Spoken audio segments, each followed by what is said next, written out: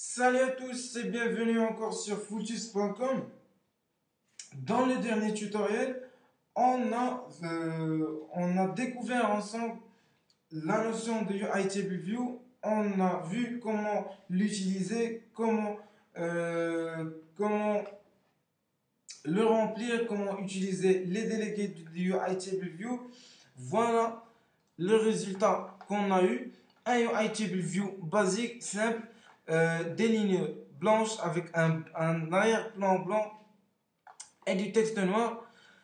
Mais il y a une question qui se pose. C'est si par exemple on veut créer notre propre ligne, si on veut créer des lignes avec du contenu personnalisé, avec des images, avec des boutons, qu'est-ce qu'on va faire? Est-ce qu'on est lié en ligne par défaut offert par les UI Table View? Alors la réponse c'est non. Pour pouvoir personnaliser nos lignes, on utilise ce qu'on appelle les custom cells. En fait, les custom cells c'est tout simplement une classe qu'on crée et qui fait le travail des UI Table View Cells et qui représente nos lignes personnalisées qui vont jouer le rôle des custom cells. Alors, comment créer ces custom cells là? C'est ce qu'on va voir pendant ce tutoriel. Alors, pour commencer, en fait, déjà, voilà le code du dernier tutoriel qu'on a vu. Si vous voulez, vous pouvez revenir au tutoriel précédent. Si vous commencez depuis ce tutoriel là, vous pouvez revenir au tutoriel précédent pour pouvoir suivre avec nous. Alors, pour commencer, on a dit, on crée un fichier, faites Cocoa Charge, on crée une classe, voilà, on va la nommer par exemple cell, faites avec un C majuscule bien sûr puisque c'est une classe, cell perso. Voilà. Alors, remarquez ici, en fait, par défaut, sa classe pointe sur NSObjects. Alors, dans notre cas, on va choisir UI Table View Cell. Alors, si on choisit UI Table View Cell, la classe qu'on va créer ne va pas hériter de l'objet par défaut qui est NSObjects, mais elle va hériter du UI Table View Cell. En fait, elle va implémenter tous les attributs. Vous savez, la notion de l'héritage, on va pouvoir modifier au sein de la classe UI Table View Cell. Alors, on clique sur Next et on crée notre classe. Voilà. Je vais la déplacer, je vais la mettre ici. Alors, ce qu'on a pu créer jusqu'à présent, c'est un fichier .h et .m. Alors, pour pouvoir créer un set personnalisé avec une interface qu'on peut dessiner avec l'interface graphique, on va ajouter un autre fichier, le troisième fichier, on va ajouter un fichier init, new file. Alors, cette fois, on va aller à User Interface et on va créer un fichier init qui est vide. On clique sur Next. Bien sûr, Device Family, on va cibler iPhone. On clique sur Next et dans la zone du nom du fichier, on va choisir le même nom du cell de la classe qu'on a créée. On va la nommer cell avec C majuscule, cell perso. Et on crée notre fichier. On le déplace pour qu'il soit avec les autres. Alors ici, on a une interface qui est vide. On n'a aucun composant. Ce qu'on va faire, c'est qu'on va chercher un objet qu'on trouve sur lequel je pointe la souris, c'est Table View Cell. et on va le glisser dans notre fichier. Alors, ce fichier-là, il va représenter l'interface graphique de notre cell personnalisé. Chaque ligne qui va y avoir dans le TableView, elle va ressembler à ce fichier-là. Alors, on va y ajouter par exemple du texte.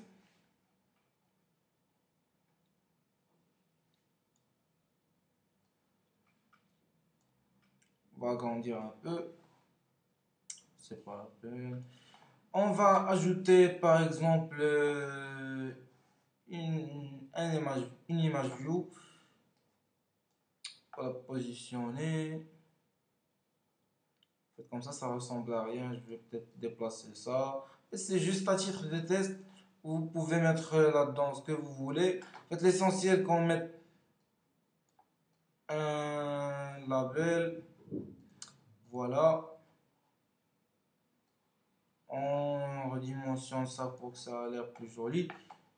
Je crois que j'ai une image dans... Ah, la voilà.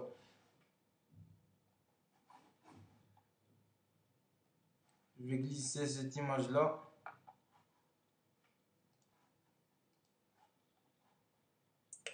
Ça s'appelle Starful.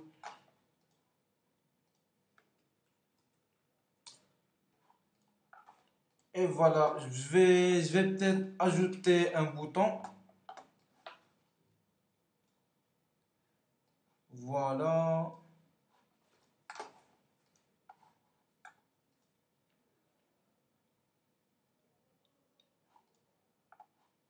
Et voilà, on va le nommer, on va mettre comme texte dans le bouton par exemple cell boot.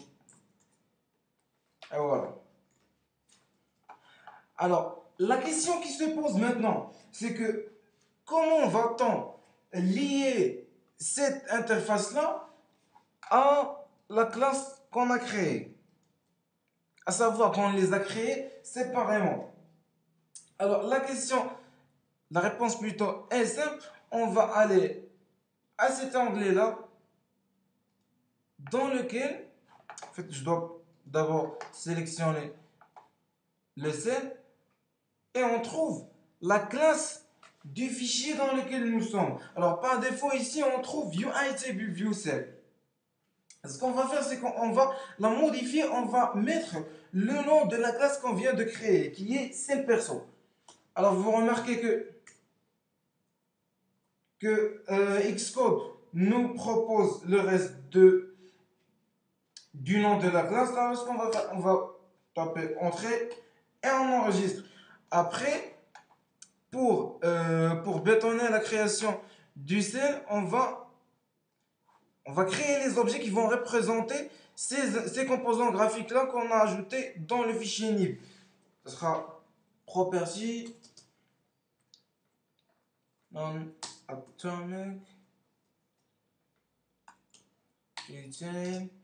Bien sûr, puisqu'on va les lier à l'interface graphique, ça doit toujours être des IB outlet. Le premier, on a mis un UI là. En fait, je dois enlever un UI label. On va le nommer lab, point virgule. Je vais copier ça.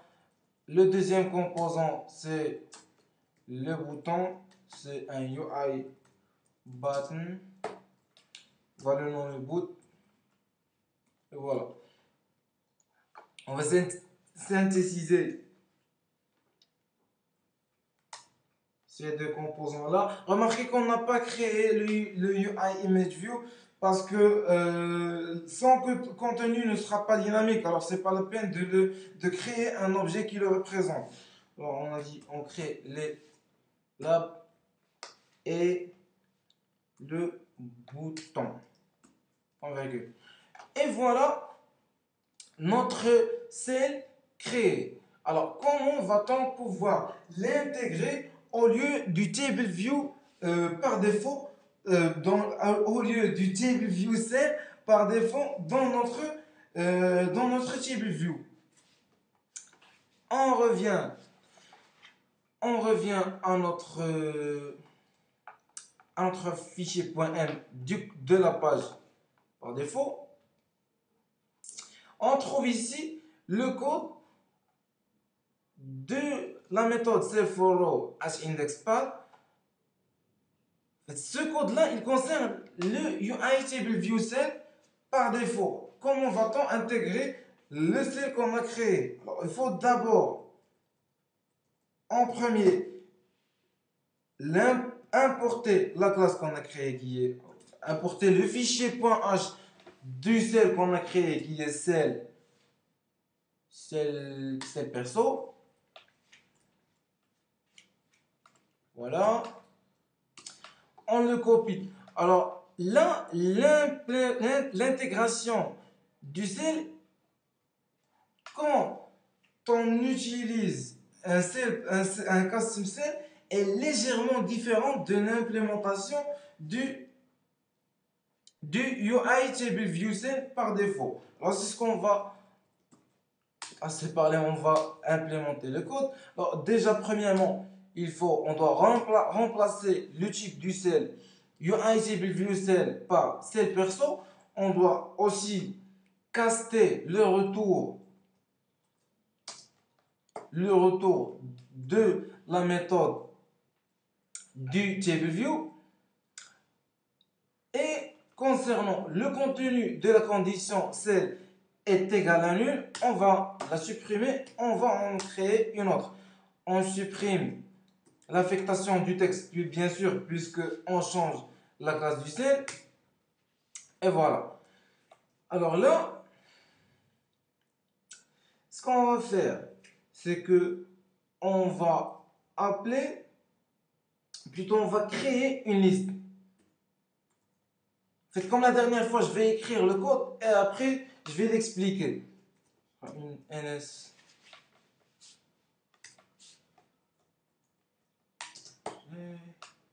On crée